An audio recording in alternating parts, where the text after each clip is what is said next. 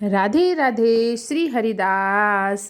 और मेरे प्यारे भक्तों, आप लोग कैसे हैं? आई होप कि आप सब अच्छे होंगे, स्वस्थ होंगे। तो आज मैं आपको बता रही हूँ कि विजया एकादशी 2023 कब है, साथ में लड्डू गोपाल जी की सेवा कैसे करें, किन चीज़ों का उनको भोग लगाएं, और विजया एकादशी का इतना महत्व क्यों है। अगर हम किसी पे विजय प्राप्त करना चाहते हैं तो किस तरीके से हम कृष्ण भगवान की उस दिन पूजा करें, कैसे अपने लड्डू गोपाल जी की सेवा करें, कैसे उनको झुलाएं झूले में, और किस प्रकार सेवा करें। तो सबसे पहले मैं बता दूं दोस्तों कि इस बार विजया एकादशी 2023 जो है वो 16 फरवरी को पड़ रही है। ये फागुन महीने के कृष्ण पक्ष की जो एकादशी तिथि आती है, उस दिन लोग विजया एकादशी मनाते हैं। तो विजया एकादशी का जो दिन होता है वो उसका बहुत बड़ा महत्व होता है। पूरे साल में 24 एकादशी आती है, 24 एकादशी का अपना अलग अलग महत्व होता है। और इस जो महीने है, एक जया एकादशी पड़ी जो कि बीत चुकी, अब है विजया एकादशी।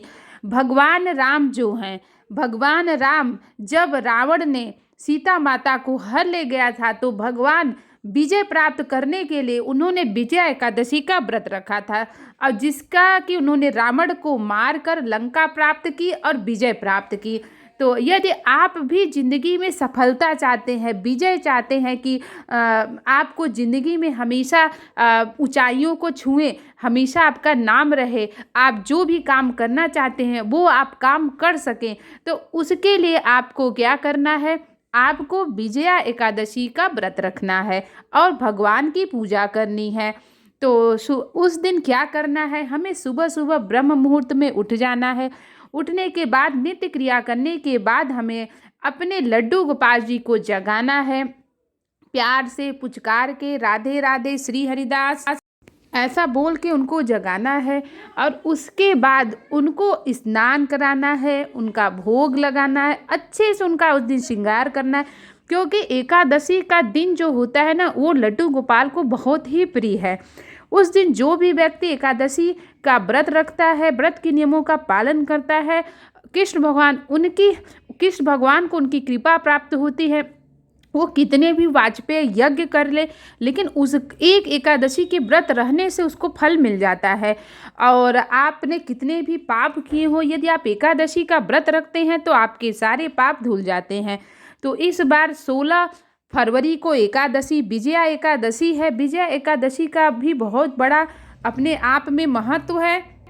एकादशी के दिन हमें क्या नहीं करना चाहिए, हमें जल्दी उठ जाना चाहिए और हमें चावल नहीं खाना चाहिए, क्योंकि जो जानते हैं व्यक्ति यदि चावल खाते हैं तो बहुत बड़ा पाप लगता है।